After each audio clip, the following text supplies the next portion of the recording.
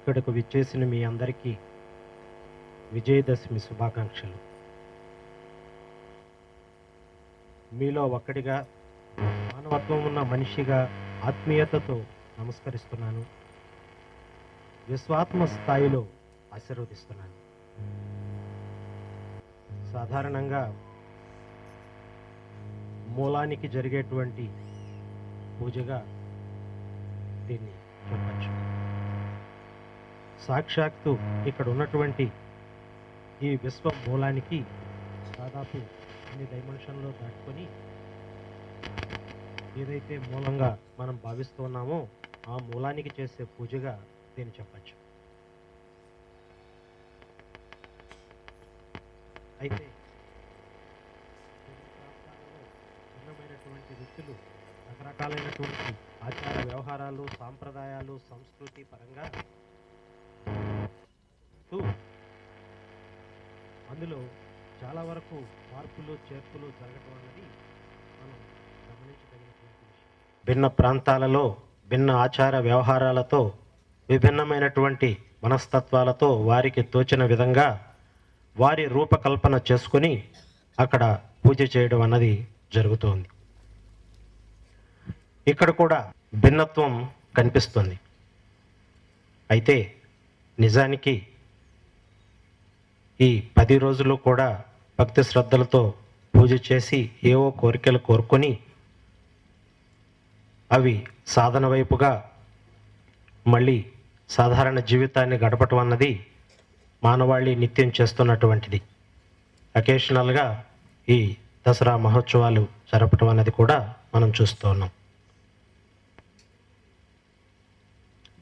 రకరకాల పేర్లతో మూలాన్ని మానవాకృతి రూపంలో చూసుకుంటూ ఇదే అది అని అనుకుంటూ మనం పూజా కార్యక్రమాలు నిర్వహించటం జరుగుతూ ఉంది. అవసరమే. అయితే అసలు సత్యం ఏంటో కూడా తెలియాలి. దైవం నిరాకారం. అయితే ఈ నిరాకార తత్వంలో ఉన్నటువంటి దైవం నిజానికి విశ్వ మూలం, ఈ విశ్వశక్తి యొక్క మూలం, కేంద్రకం. దాన్ని మదర్ న్యూక్లియస్గా, మదర్ యూనివర్స్గా పిలవడం జరుగుతుంది. మరి ఇక్కడ జరుగుతున్నది ఏమిటి? ఎందుకోసం మనం ఇలా పూజా కార్యక్రమాలు నిర్వహించాలి అంటే కేవలం భూగోళం మీద, అది కూడా దాదాపుగా 1/4 పార్ట్ నుంచే ఈ కార్యక్రమాలు మనం నిర్వహిస్తూ ఉన్నాం, మిగిలిన భూమితో సంబంధం లేకుండా. అయితే ఈ సృష్టి ఏర్పడిన తర్వాత రకరకాలైనటువంటి అనాది నుంచి ఆచారాలు, సాంప్రదాయాలు, సాంస్కృతిక రంగంలో అనేక పెను మార్పులు చోటు చేసుకుంటూ మనిషి యొక్క మనస్సు, మనోభావానికి అనుగుణంగా మారిపోతూ వస్తున్నాయి. అయితే నిజానికి మూలంలో జరుగుతున్నది ఏమిటి అంటే నిత్యం ఆ కేంద్రకంలో, విశ్వశక్తి కేంద్రకంలో శక్తి వెదజల్లబడుతూ ఉంటుంది. అదే విశ్వ మూలం. మరి ఈ విధంగా వెదజల్లబడేటువంటి విశ్వ మూలంలో బ్లాక్ నెగిటివ్ ఎనర్జీ లేదా బ్లాక్ ఫోర్స్, దానితో పాటు డార్క్ మ్యాటర్, ఈ రెండు మొట్టమొదటగా వెలువడడం జరుగుతుంది. ఎప్పుడైతే ఈ dark matter and negative force ఏదైతే ఉన్నదో ఈ రెండు వెలువడిన తర్వాత ఆ రెండిటికి కూడా గ్రావిటీ స్ట్రగుల్ ఏర్పడుతుంది. గ్రావిటీలో స్ట్రగుల్ వచ్చిన తర్వాత అప్పుడు విశ్వ పదార్థానికి అవకాశం, అంతవరకు అవకాశం లేదు. ఎప్పుడైతే ఈ రెండిట్లో గ్రావిటీ స్ట్రగుల్ వస్తుందో అప్పుడే విశ్వ పదార్థం ఫామ్ కావడానికి అవకాశం ఏర్పడుతుంది. మరి ఈ విశ్వ పదార్థం, దీన్నే మనం సృష్టిగా అనుకుంటున్నాం, ఆవిర్భావంగా అనుకుంటున్నాం, ఆవిర్భూతంగా అనుకుంటూ ఉన్నాం. సో విశ్వశక్తి తనకు తానుగా విశ్వ పదార్థంగా మారటం, ఆ విశ్వ పదార్థంలోని మళ్ళీ కేంద్రకంలో విశ్వశక్తే ఉండటం. ఉదాహరణకి ఏదైనా ఒక వస్తువును కదిలించాలి అంటే వస్తువు వేరుగా ఉండాలి, ఆ కదిలించేటువంటి శక్తి వేరుగా ఉండాలి. మరి విశ్వశక్తి విశ్వ పదార్థంగా మారినప్పుడు ఆ విశ్వ పదార్థం ఫంక్షన్ కావాలి అంటే అందులో మొట్టమొదట ఉన్నటువంటి ఆ విశ్వశక్తి ఇందులో కేంద్రకంలో దాగి దాన్ని కదిలించడం జరుగుతుంది. ఉదాహరణకి ఆ పదార్థంలోనే విశ్వ పదార్థంలోనే భాగంగా జీవ పదార్థంలోనే మనిషిగా అనుకున్నప్పుడు మానవ శరీరం కనిపిస్తుంది. మరి మానవ శరీరం కదలాలి, మాట్లాడాలి అన్నీ అంటే దానికి ప్రాణం ఉండాలిగా. మరి ఈ దృశ్యానికి ఆ అదృశ్యం ఆధారం అవుతోంది. అదృశ్యం గాలి కనిపించదు, ప్రాణం అది ఈ దృశ్యంలో ఉండాలి. అయితే అక్కడ జరిగింది కూడా విశ్వ పదార్థంలోకి విశ్వశక్తి ఇంటర్నల్గా కేంద్రకంలోకి వచ్చి దాన్ని నిర్వహణ కార్యక్రమాలను నిర్వహిస్తుంది.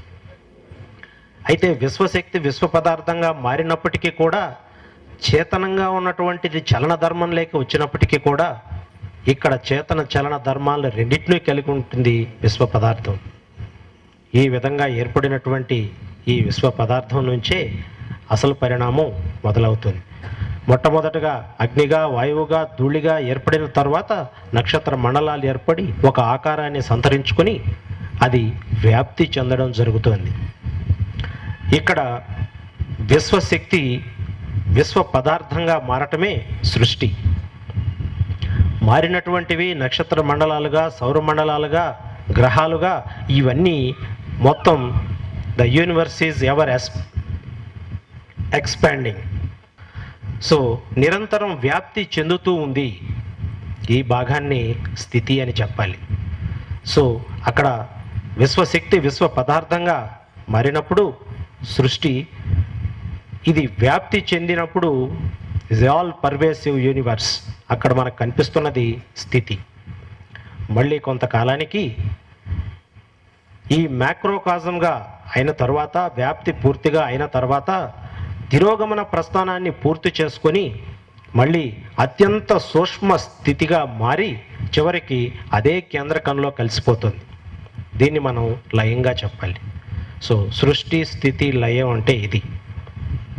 ఈ విధంగా ఏర్పడినటువంటిది కొన్ని ప్రత్యేక పరిస్థితుల్లో, ప్రత్యేక పరిస్థితుల కారణంగా దాదాపుగా ఈ విశ్వ పదార్థం పరిణామాన్ని సంతరించుకొని అక్కడ ఉన్నటువంటి ద టెంపర్ అండ్ టెంపరేచర్ని బేస్ చేసుకొని అక్కడ పరిస్థితులు, వాటి ప్రభావం, పరిసరాలు వీటిని సంతరించుకుంటూ దాదాపుగా పెను మార్పులు చోటు చేసుకుంటూ చివరికి బయోమ్యాటర్ ఆవిర్భావం జరుగుతుంది. మరి ఈ బయోమ్యాటర్ ఆవిర్భావం జరిగిన తర్వాత జీవికి అక్కడ అవకాశం. దీని అంతటికీ కారణమైనటువంటిది ఈ ఓజోన్ లేయర్ ముందుగానే ఏర్పడటం కూడా గమనించాల్సినటువంటి అంశం. ఈ విధంగా ఏర్పడినటువంటి జీవి కొంతకాలానికి జీవ పరిణామం జరిగి మనిషి రూపాన్ని సంతరించుకోవటం. మరి మనిషి రూపాన్ని సంతరించుకొని కాముగా ఊరుకున్నారా అంటే లేదు. నిరంతరం సత్యాన్వేషణ వైపు, అలాగే శాస్త్ర సాంకేతిక రంగాలలో నిరంతరం ప్రగతి సాధించాలి అన్నటువంటి ప్రధాన భూమికతో ముందుకెళ్ళటం, పరిశోధన, పరిశీలన ఇవన్నీ చేస్తూ ముందుకు సాగిపోతూ ఉండటం. ఇందులో ప్రత్యేకించి మానవ జీవితం ఇక్కడ ఒక క్లిష్టమైనదిగా చెప్పాలి. ఎందుకంటే మనిషి శరీరంలో దాదాపుగా మనకు మనస్సే జీవితాన్ని నడిపిస్తూ ఉన్నదన్నది స్పష్టం. ఇది ఎవరూ కాదని చెప్పలేనటువంటిది.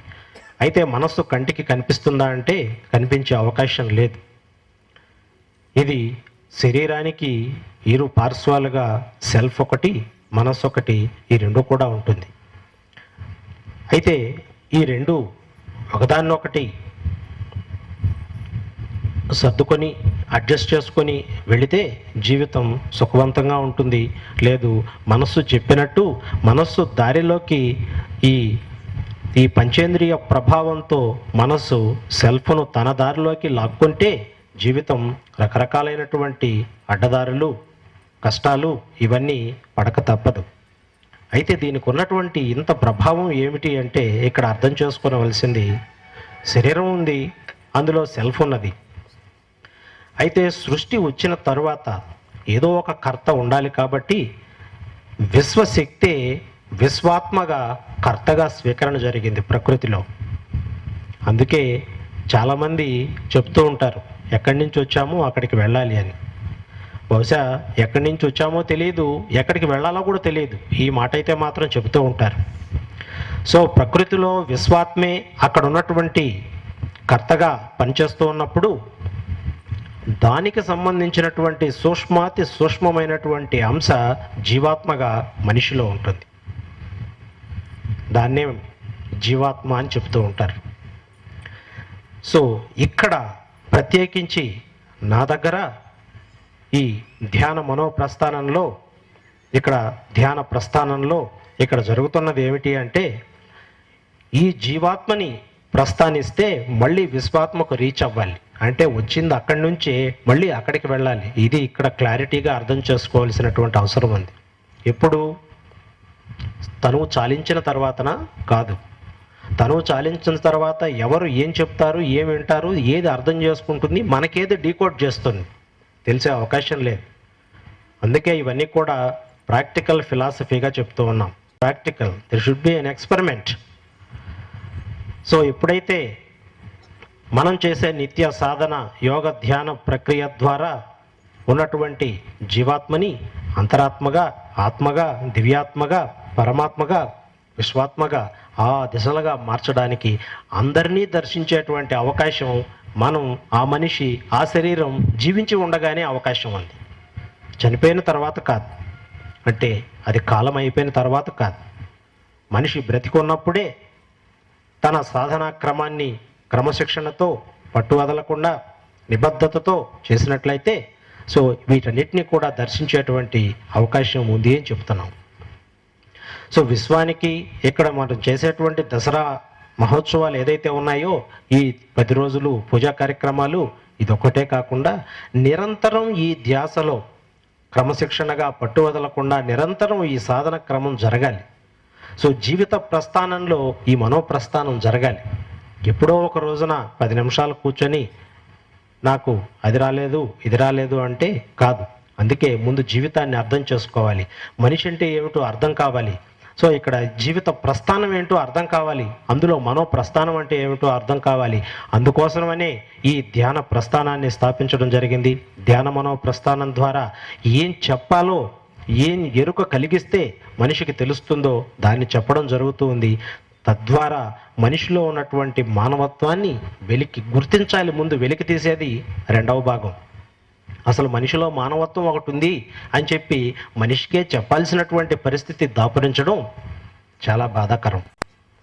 నువ్వు మనిషివి, నీకు ఒక మానవత్వం ఉంది, నీలో అది దాగి ఉంది, దాన్ని వెలికి తీయమని చెప్పి మనిషికే చెప్పాల్సిన స్థితి వచ్చింది అంటే ఇది నిజంగా మానవ జాతికి ఒక చీకటి కోణం. మరి ఆధునిక సైన్స్ అండ్ టెక్నాలజీ ప్రగతి సాధించి పరవళ్ళు తొక్కుతూ ప్రగతిని సాధిస్తూ ఉంటే మనిషి దానితో పాటే అన్ని రంగాల్లో ముందుకు పోతున్నాడా అంటే లేదు. తిరోగమనంలో విలువలు కానివ్వండి, అతను ఉన్నటువంటి సాంఘిక జీవనం కానివ్వండి, అతనికి ఉన్నటువంటి అన్ని రకాలుగా ఉన్నటువంటి అలవాట్లు కానివ్వండి, ఇవన్నీ కూడా తిరోగమనంలో ప్రయాణిస్తూ ఉన్నాయి. దీన్ని గమనించాలి. ఎక్కడో హైటెక్ శిఖరాలకు అందుకోవాలి అని మనిషి కలలు కనటం నిజమే, అందుకోవటం జరిగింది. అంతరిక్షంలో కాలు మోపడం జరిగింది. అయితే తనేమిటో తెలియదు, మనసు అంటే ఏమిటో తెలియదు, తాను ఎక్కడున్నాడో తెలియదు, ఎందుకు వచ్చాడో తెలియదు, ఎంతవరకు ఉంటాడో తెలియదు, ఏం చేయాలో తెలియదు. ఇవన్నీ కూడా ప్రశ్నార్థకంగానే ఏదో ఒక రోజున కాలగర్భంలో సాధారణంగా కలిసిపోవడమే తరతరాలుగా జరుగుతున్నది. ఈరోజు కొత్తగా ఇప్పుడు ఇక్కడేదో జరుగుతున్నదని నేను చెప్పడం కాదు, కానీ సృష్టి ఆవిర్భావం దగ్గర నుంచి జరుగుతున్నది ఇదే. ఇందులో ఉన్నటువంటిది భౌతిక జీవితం, ఆధ్యాత్మికత, ఈ రెండు ఉన్నాయి. ప్రాక్టికల్గా మనకు కనిపిస్తున్నటువంటిది భౌతికమైతే కనిపించకుండా మనల్ని నడిపిస్తున్నది ఆధ్యాత్మికం. అక్కడ కూడా విశ్వ పదార్థంలోకి, కేంద్రకంలోకి ఈ విశ్వశక్తి ఉండి నడిపిస్తూ ఉంటే ఇక్కడ ఆధ్యాత్మికం పేరుతో భౌతికాన్ని నడిపించాలి. ఇందుకు మానవ సమాజంలో, సంఘంలో మతం పేరుతో ఈ ప్రతిష్ట జరుగుతూ ఉంది. కానీ నిజానికి మతం చేయవలసింది చేస్తూ ఉందా? మతం యొక్క బాధ్యతలు కరెక్ట్గా నిర్వర్తిస్తుందా? మనిషి మరి ఎందుకు ఇలా తయారవుతున్నాడు? ఇది ప్రశ్నించి సమాధానం కోసం వేచి చూడాల్సినటువంటి అవసరం ఉంది సమాజంలో. మతం కరెక్ట్గా చేస్తూ ఉంటే, మతం కరెక్ట్గా గైడెన్స్ ఇస్తూ ఉంటే, మతం ప్రాపర్గా నడిపిస్తూ ఉంటే సమాజం ఇలా ఎందుకుంది ఈవేళ? పతనమైపోతున్నటువంటి విలువలు, దేనికి సంబంధం లేనటువంటి వెర్రి చేష్టలు చేస్తూ మరి ఎందుకు ఒకవైపున యువత, ఒకవైపున మామూలుగా ఉన్నటువంటి సమాజం ఎందుకు ఇలా వెళ్ళిపోతుంది? మరి ఎక్కడో మతంలో లోపం ఉందనేనా దాని అర్థం? ఆధ్యాత్మిక ముద్ర పేరుతో జరుగుతున్నది ఏమిటి? అసలు సత్యాన్ని దాచేసి ఏవో రకరకాలైనటువంటి వేషధారణలు, కాషాయ వస్త్రధారణలు, గురువులు, బాబాలు ఇవన్నీ జరిగిపోతూనే ఉన్నాయి. వాటి వెంట జనం మూర్ఖత్వంగా, మూఢత్వంగా, అసలు దివ్యత కలిగినటువంటి వ్యక్తి మూర్ఖత్వంగా, మూఢత్వంగా తాను అలా వెళ్ళిపోవడాన్ని చూస్తే ఏం చేయాలో, ఏం చెప్పాలో అర్థం లేని పరిస్థితి.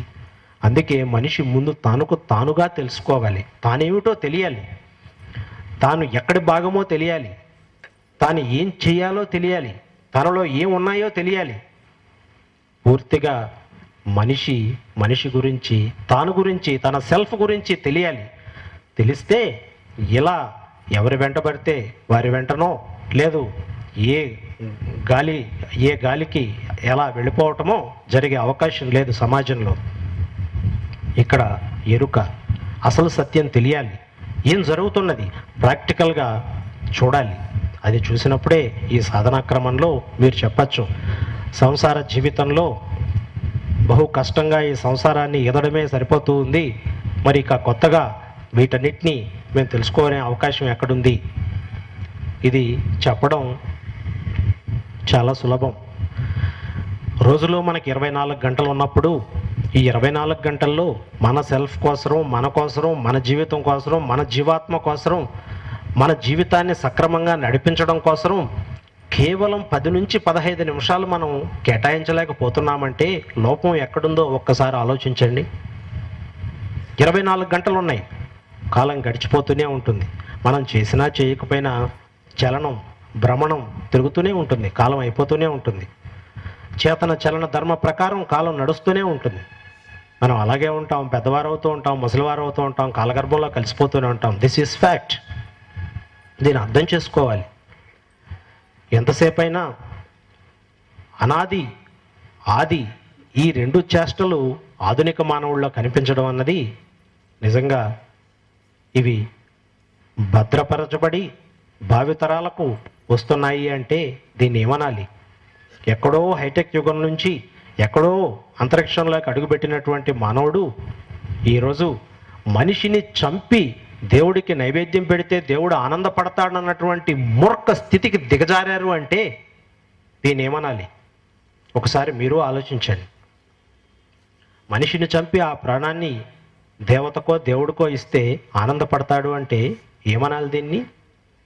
మనం హైటెక్ వైపు ప్రయాణం చేస్తూ ఉన్నామా? ఎక్కడో శాస్త్ర సాంకేతిక పురోభివృద్ధి జరిగింది అని చెప్పి మనం గుద్దుకుంటున్నాం, బాదుకుంటున్నాం, ఏహా బ్రహ్మాండంగా ఉంది అని అంటున్నాం. మరి ఇక్కడ జరుగుతున్నది ఏమిటి? మూర్ఖత్వం, ఛాందస భావాలు ఇవన్నీ కూడా అలాగే తరాల వారి వారసత్వ సంపదగా ఇవిడిపోయాయి. అదే ఫాలో అయిపోతూ ఉన్నాం. ఎక్కడా ఒక బ్రేక్ తీసుకోవటం లేదు. ఇది ఎందుకు ఇలా అని ప్రశ్నించడం లేదు. దానికి తగ్గట్టు చెప్తారు, ఇలా ప్రశ్నిస్తే మంచిది కాదు, చెడు జరుగుతుంది అంటే జ్ఞానం తెలుసుకోవడం కూడా చెడు జరుగుతుందా? ఇది ఏమిటి అని చెప్పి తెలియకపోవడం, తెలియడం జ్ఞానం, అజ్ఞానం పొందడం ఒక పద్ధతి ప్రకారం జరగటం. నిజానికి మతం చేయవలసినటువంటి పని ఇదే. ప్రతి వ్యక్తికి తానెవరో, తానేమిటో, తాను ఎక్కడి నుంచి వచ్చాడో, ఏం చేయాలో అంటే సమాజం సుభిక్షంగా ఉంటుంది. తన బాధ్యతలు తనకు తెలిస్తే, అదేవిధంగా సాంఘిక పరంగా, రాజకీయంగా ఇవన్నీ కూడా సమిష్టిగా కృషి చేసినప్పుడు ఆ సమాజం దివ్యతగా ఉంటుంది. మరి అలా జరగటం లేదు. జరుగుతుందా? ఒకసారి మీరు ఆలోచించండి. అయితే మనిషిలో మానవత్వం ఉంది అని చెప్పి పక్కన వ్యక్తి చెప్పేంత వరకు తెలియడం లేదంటే తనలో ఉన్నవి తెలిసినట్ట, మరి తెలియనట్ట? అందుకనే ఈ ధ్యాన మనోప్రస్థానంలో ప్రస్థాన ధ్యానాన్ని చెప్తూ ఆసన ప్రాణాయామ శ్వాస ప్రక్రియలు ఏవైతే ఉన్నాయో వాటిని నేర్పిస్తూ ఒక ఆత్మీయత సమాజాన్ని ఏర్పాటు చేయాలన్నది ప్రధానంగా ఈ కార్యక్రమాల్లో భాగంగా చెప్పచ్చు. ఇవన్నీ కూడా ఒక రోజులో వస్తుందా, 2 రోజుల్లో వస్తుందా అంటే కాదు. ఇది జీవితకాలం చేయవలసినటువంటి పని. సక్రమమైనటువంటి మార్గంలో మనిషిగా బతకాలి, మనిషిగా ఎదగాలి, తనలో ఉన్నటువంటి దివ్యత్వాన్ని తెలుసుకోవాలి. తనలో ఎటువంటి దివ్యత ఉన్నదో అతను గుర్తెరగాలి అంటే సాధన తప్పనిసరి. ఏ రకంగా వెళ్ళినప్పటికీ కూడా తనకు తాను తెలియాలి. తనకు తాను తెలిసినప్పుడు ఎదుట ఏమున్నదో, అసలు దివ్యశక్తులు అంటే ఏమిటో, దేవుడు అంటే ఏమిటో, దేవత అంటే ఏమిటో, ప్రకృతి అంటే ఏమిటో, ఈ విశ్వానికి సంబంధించినటువంటి సమాచారాన్ని తెలుసుకునేటువంటి అవకాశం ఉంది. అందుకే ఇది ఎవరో చెప్తేనో లేదు ఎక్కడో పుస్తకంలో రాస్తేనో కాదు. నేను చెప్తున్నటువంటి ఈ ప్రాక్టికల్ ఫిలాసఫీగా నేను చేస్తున్నటువంటి ఈ కార్యక్రమాల్లో ప్రాక్టికల్గా చేసి చూపెడుతున్నాను. అంటే ఇవన్నీ కూడా పరమాత్మను విశ్వాత్మను బతికుండంగానే ఒక వ్యక్తి శరీరంతో ఉన్నప్పుడే దానిని దర్శించగలడు. అంటే ఇక అంతకన్నా ఏం కావాలి? ఇక అంతకన్నా ప్రశాంతమైనటువంటి జీవితం మరి ఎక్కడ ఉంటుంది? సో ఇది వినడానికి ఆశ్చర్యంగానో లేదు ఇంకొక రకంగానో ఉంటుందేమో, కానీ ఆల్రెడీ కొంతమంది ఈ దిశగా ప్రయాణం చేస్తూ ఉన్నారు, ఆనందాన్ని అనుభవిస్తూ ఉన్నారు. సమాజంలోనే చాలా మెరుగైనటువంటి జీవితాన్ని వారు జీవిస్తూ ఉన్నారు. వారికి తెలుసు అది. ఇంకా ఇంకా నాణ్యమైనటువంటి జీవితాన్ని మనం గడపాలి, ఆత్మీయతను పంచాలి, ప్రతి వ్యక్తి మానవత్వాన్ని తన ముందు తెలుసుకోవాలి అన్నటువంటిది ప్రధానమైనటువంటి అంశం. మరి ఎందుకు ఇలా కోల్పోతుంది అంటే ఇంద్రియ ప్రభావానికి లోనైనటువంటి ప్రకృతి పరిసరాలు, వీటి నుంచి ఇంద్రియాల గ్రహింపుతో వచ్చినటువంటి మనస్సు ప్రధానమైన పాత్రను పోషిస్తోంది. మరి ఈ మనస్సు కంటికి కనిపించదు. అందరూ ఇదివరకు అనుకునేవాళ్ళు మనస్సు అనేది ఉంటుంది అంతే, అది ఎక్కడో ఉంటుంది తెలియదు కానీ ఉంటుంది అని అనేవాళ్ళు. కానీ నా ప్రాక్టికల్ ఫిలాసఫీ భాగంగా నేను చెప్తున్నది ఏమిటంటే మనసు అన్నది ఏర్పడుతుంది, అది ఎప్పుడూ ఉండదు. మీరు బాగా పరిశీలించి పరిశోధించి చూసినట్లయితే, నిర్మల మనస్సుతో గమనించినట్లయితే మనస్సు అన్నది ఏర్పడుతుందా, ఉంటుందా? సో పంచేంద్రియాల ద్వారా పరిస్థితులు, వాటి ప్రభావాల ద్వారా అక్కడ పొందేటువంటి అనుభూతి ఏదైతే ఉన్నదో అది ఆలోచనగా మారి తర్వాత కార్యనిర్వహణ ధర్మిలా అది ఒక ఫలితాన్ని తీసుకొని స్మృతిగా ఉంటుంది. ఈ పార్ట్ అంతా కూడా దాన్ని మనసుగా చెప్పడం జరుగుతుంది. ఏదైనా మీరు ఒకటి చూస్తున్నప్పుడు నేను చెప్పినటువంటి ఫార్మేషన్ కనిపిస్తుంది, విన్నప్పుడు కనిపిస్తుంది, తిన్నప్పుడు కనిపిస్తుంది. ఈ చర్మం ఇంకొక శరీరాన్నో, ఒక ఆబ్జెక్ట్నో, ఒక యానిమల్నో తగిలినప్పుడు ఈ క్రమంలో జరుగుతుంది. మరి ప్రాక్టికల్గా మనస్సు ఏర్పడుతుంది అన్నదానికి ఇంతకన్నా రుజువు ఏం కావాలి? మరి ఇవన్నీ జీవిత సారథి ఈ మనసే.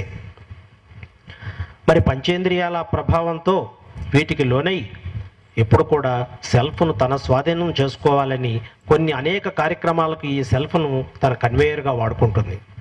దీన్ని గ్రహించాలి. మనసు ఏం చెబుతుందో దాన్ని గమనించాలి. మనకు తెలియకుండానే మనలోని సెల్ఫ్ను తను లోబరుచుకొని తన వైపున తీసుకెళ్ళిపోతూ ఉంటుంది. జీవితం తప్పటడుగులు, రాంగ్ రూట్లోకి వెళ్ళిపోతూ ఉంటుంది, రాంగ్ డెసిషన్స్ తీసుకుంటుంది. మరి ఇవన్నీ జరుగుతున్నప్పుడు ఎలా తెలుసుకోవాలి? దానికే ఎరుక లేదా జ్ఞానం తెలియడం కోసమే ఈ ఆధ్యాత్మికత ఉన్నది, ఈ మతం ఉన్నది. ఇవి నేర్పించాల్సినవి, బాధ్యతలు చెప్పాల్సినవి ఇవే. మరి ఈ విధంగా పూర్తిగా రాంగ్ రూట్లోకి వెళ్ళిపోయిన తర్వాత ఇక చేసేదేమున్నది? ఇప్పుడు మనం ఇవన్నీ చేయాలంటే కుదరదు కదా అంటే అందుకే జీవితం మొదల్లోనే, ఉదాహరణకి ఇప్పుడు ఎవరైతే చిన్నపిల్లలు ఉన్నారో వాళ్ళకి ఇప్పటి నుంచే ఇలాంటి ఈ ప్రస్థాన ధ్యానం కానీ, ఈ జీవిత ప్రస్థానం గురించి కానీ, మనోప్రస్థానం గురించి కానీ వాళ్ళకి వివరించగలిగితే వాళ్ళకి దాదాపుగా సెల్ఫ్ డిసిప్లిన్ అని, సెల్ఫ్ రెస్పెక్ట్ అని, సెల్ఫ్ డిటర్మినేషన్ అని ఇవన్నీ కూడా అలవడి వాటి మీద ఒక కంట్రోల్ అనేది, ఒక నిబద్ధత ఏర్పడుతుంది. ఒక నిర్మలమైన జీవితాన్ని వారు సాగించడానికి అవకాశం ఉంటుంది.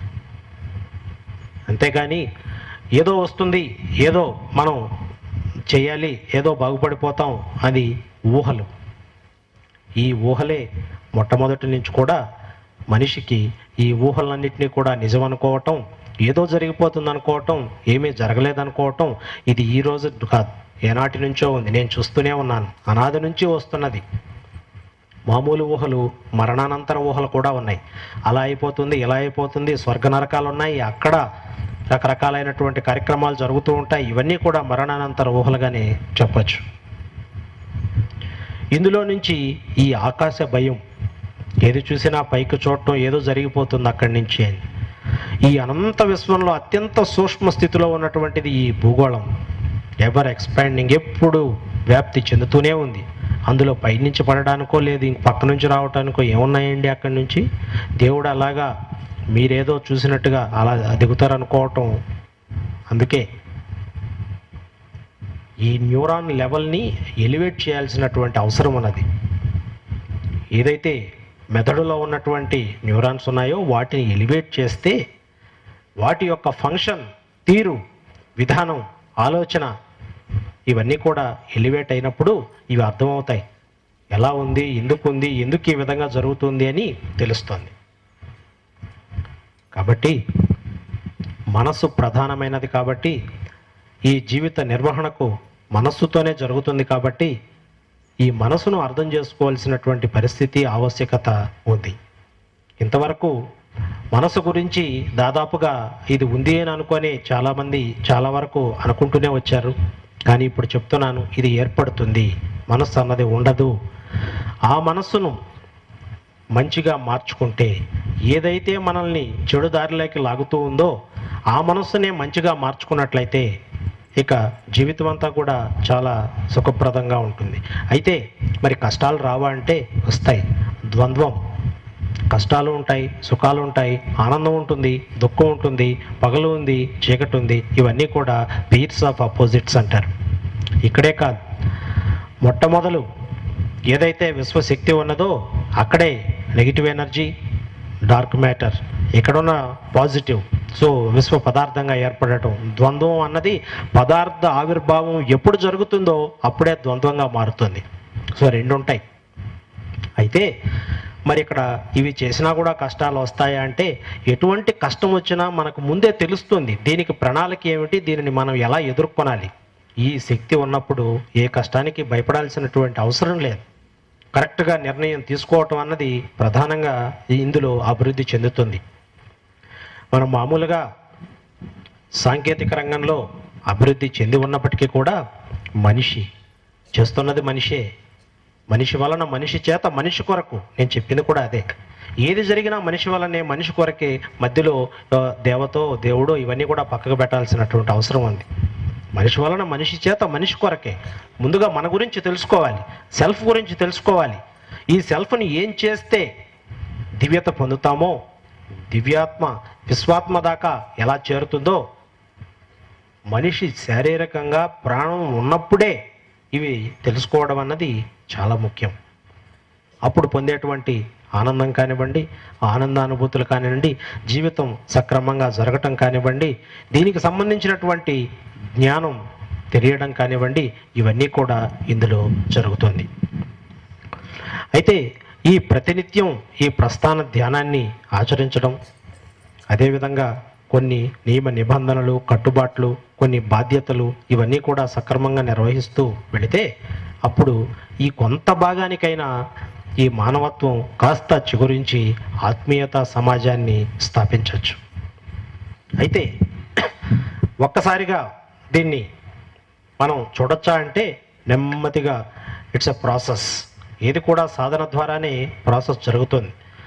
సో కొంతవరకు జ్ఞానం తెలిసిన తర్వాత మళ్ళీ రాంగ్ స్టెప్ తీసుకోకుండా, చెడు వైపు ప్రయాణం చేయకుండా, ఏదైతే చేయించడానికి మనసు మనల్ని సపోర్ట్ చేస్తూ ఉందో ఆ మనసునే మార్చేస్తే, ఈ ప్రస్థాన ధ్యానం ద్వారా మనకున్నటువంటి నిబంధనల ద్వారా ఆ మనసునే మార్చేస్తే ఇక దారంతా కూడా పొలబాటుగా ఉంటుందని చెప్తున్నాను.